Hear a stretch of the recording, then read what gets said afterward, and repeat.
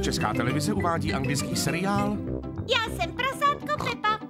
Tohle je můj malý bratříček Tom a moje maminka. A tohle je můj tatínek. Prasátko Pepina.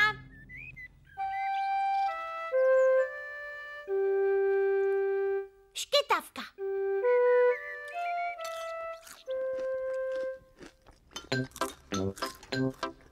Pepa, Tom, maminka a tatínek právě snídají. Je krásný slunečný den a děti se už nemohou dočkat, až si půjdou hrát na zahradu. Mami, prosím, můžeme si jít hrát ven? Můžete si jít hrát ven, až dojíte snídaní.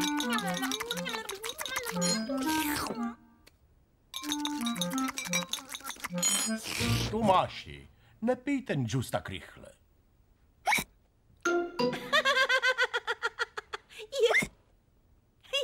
Tom vypil svůj džus příliš rychle a teď má škytavku.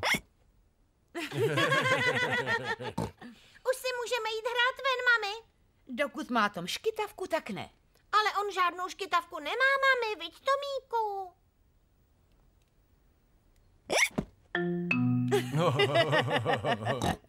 No tak dobře, můžete si jít hrát ven, ale dávej pozor na to.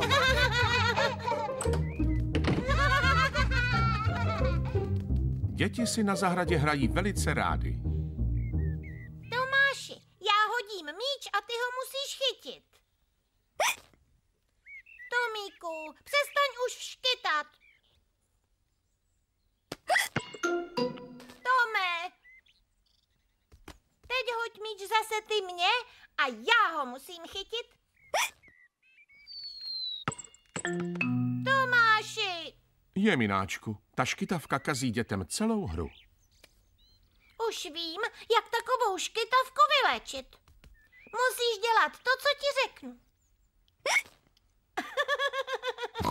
Masíruj se na hlavě a současně na bříšku.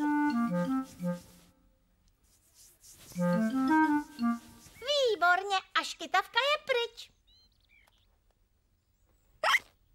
Zdá se, že Pepina léčba škytavky nezabrala. Dělal si to úplně špatně. Zkusíme lepší způsob, jak se zbavit škytavky. Nejprve skákej nahoru a dolů 3krát po jedné noze. Teď mávej nahoru a dolů rukama a vyplázni jazyk.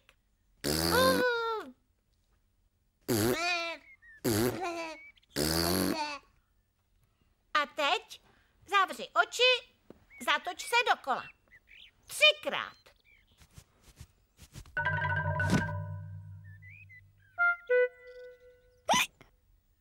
Ani nová léčba Pepy nefungovala a Tom škytá dál.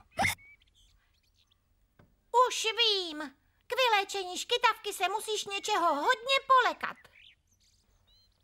Tome, teď tě vystraším, ale musíš si pamatovat, že je to jenom hra a má to zahnat tvoji škytavku. Nezapomeň, že to je jen předstírané strašení.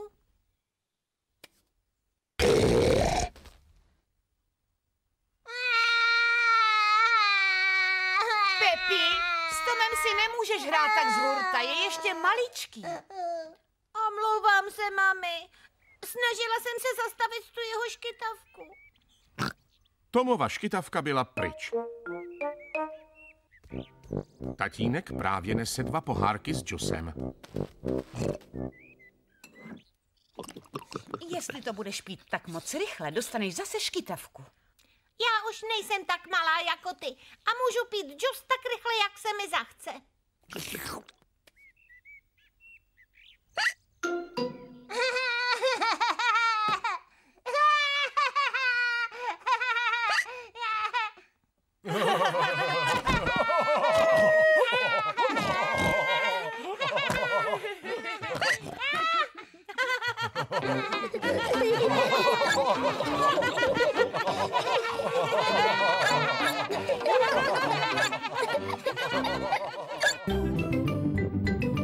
České znění vyrobilo Centrum tvorby pro děti a mládež 2006.